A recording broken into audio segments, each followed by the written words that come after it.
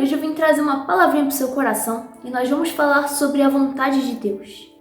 O texto que nós vamos usar como base é Efésios 5, versículo 17, que diz o seguinte: por essa razão, não sejam insensatos, mas procurem compreender qual é a vontade do Senhor. Temos que prestar muita atenção nisso. Compreender qual é a vontade do Senhor. Porque se você quer viver uma vida que agrada a Deus, então você quer viver segundo a vontade de Deus. Mas existem coisas que a gente não tem muita clareza a respeito de qual que é a vontade de Deus, sabe? Por exemplo, questionamento muito comum no meio de adolescentes, de alguns jovens, é: beijar na boca é pecado ou não? Ou, a respeito de faculdade, e se eu fizer matemática, mas a vontade de Deus fosse que eu estudasse letras? E se eu mudar de emprego, mas a vontade de Deus fosse que eu permanecesse nesse emprego? Ou então se eu estiver trabalhando aqui, mas Deus quer que eu trabalhe lá? Coisas que nem sempre estão muito claras na Bíblia. Coisas que não necessariamente são pecado. Ou que se mesmo que não for a vontade de Deus não vai ser errado. Como é que a gente faz para entender isso? Em Romanos 12, versículo 2, a Bíblia fala sobre a renovação da mente. E não vivam conforme os padrões desse mundo, mas deixem que Deus os transforme pela renovação da mente, para que possam experimentar qual é a boa, agradável e perfeita vontade de Deus. Você nunca vai ter paz a respeito de compreender qual é a vontade de Deus se você não permitir que a sua mente seja renovada pelo Senhor. A Bíblia aqui está falando que para você entender a vontade de Deus, para que você viva a vontade de Deus, a sua mente precisa ser renovada. E algumas coisas impedem que a nossa mente seja renovada. Por exemplo, a teimosia. Não, são os meus conceitos, é isso, eu já tenho muita experiência de vida, eu cresci na igreja ouvindo os maiores pastores, eu já li 500 livros, eu sei o que é certo, eu sei o que é errado, coisa e tal. Não, eu já tô nesse caminho aqui, eu já cresci nessa profissão, eu não posso trocar, não. Sabe, se você for teimoso, se você endurecer o seu coração, a sua mente nunca vai ser renovada. Presta muita atenção nisso. Para sua mente ser renovada, você precisa simplesmente largar tudo aquilo que você aprendeu. Não é para você viver uma vida promíscua, não. Aí tudo pode ou tudo não pode, não. Mas é para você chegar diante do Senhor com tudo aquilo que você acha que é certo, que você acha que é errado, com toda a sua experiência, com todos os seus conceitos, e simplesmente largar tudo e falar: Espírito Santo, olha só, renova minha mente. Porque você tem a sua mente renovada, entendeu? Na sua mente você realmente vai ter todos os seus conceitos basicamente um papel todo escrito ali, com tudo que você acha que é certo, tudo que você acha que é errado. Aquele papel que você escreveu de acordo com tudo que você aprendeu. E existe a mente renovada, que é quando você entrega esse papel pro Senhor e fala: eu dou um dano para isso, e permite que o Senhor escreva um papel novo para você. O Senhor vai imprimir na sua mente a vontade dele. Ele vai imprimir dentro de você os conceitos dele, o propósito dele. Mas às vezes a gente fica com medo.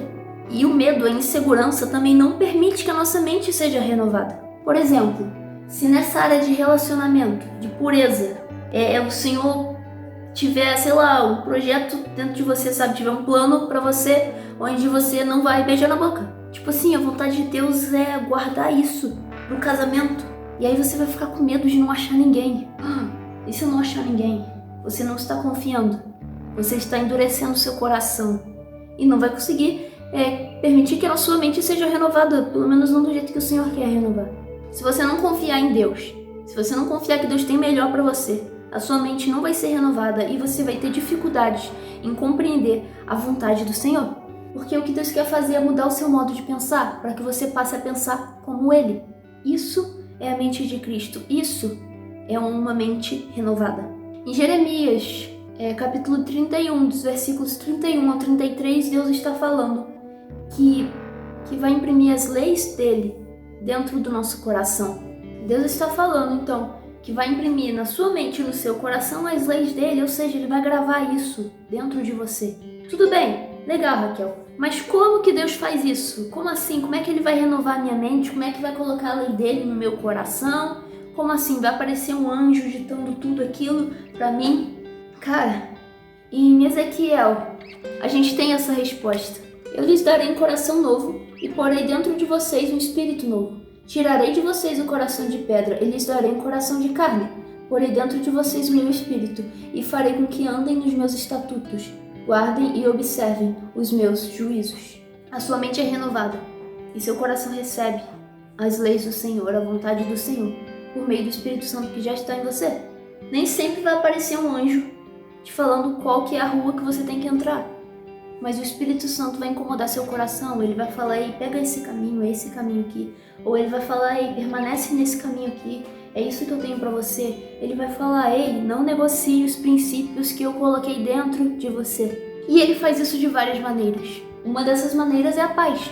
Eu acho que é em Colossenses que fala que a paz tem que ser o arbítrio em nosso coração. Que nem sempre vai ter específico se uma coisa é errada e outra coisa é certa. Mas o que pode acontecer é você não sentir paz. Por exemplo, uma coisa muito pequena, muito boba. Tem um filme ali que o filho do pastor, um cara top, que anda em santidade, vai assistir, mas que você não sente paz com isso. Você não sente paz, não consegue explicar, mas não sente paz. Então, mano, talvez o Espírito Santo esteja falando, ei, eu não tenho isso pra você. Mas existe outro tipo de falta de paz, que é justamente o contrário. É quando você não confia. Por exemplo, Moisés, ele não estava em paz quando Deus estava chamando ele para libertar o povo. Ele não estava em paz, estava botando um monte de empecilho. Agora, ele estava sem paz porque essa não era a vontade de Deus? Não, porque Deus queria usar ele para libertar o povo. Mas ele não sentia paz porque ele não confiava em Deus. Aí a situação era diferente, né? Porque o seu coração é enganoso. Então, vou te dar outra dica. Você quer trabalhar em tal lugar, você entende que ali é o lugar onde Deus tem um plano para você, coisa e tal, mas parece que nunca chega lá. Então, cara, ora sobre isso, porque Deus vai alinhar essas coisas, Ele vai trazer paz pro seu coração e vai te colocar ali. Ele vai falar, esse é o caminho certo e eu que te coloco, eu que abro um mar para você passar. E por fim, a última dica, para que você viva a vontade de Deus, com a sua mente renovada, com o seu coração ali, a lei do Senhor impressa dentro do seu coração. Preste atenção na palavra, sabe?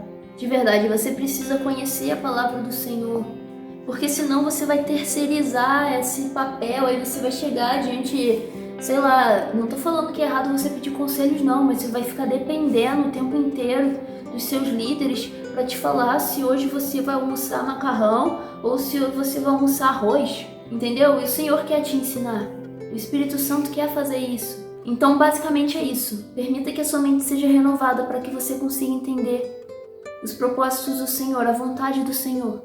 Não seja teimoso. Não fique aí morrendo de medo. Deus tem o melhor para você. Permita que Deus mude seu modo de pensar. Deixe o Espírito Santo te direcionar. Mergulhe na palavra do Senhor e preste atenção na paz e no alinhamento.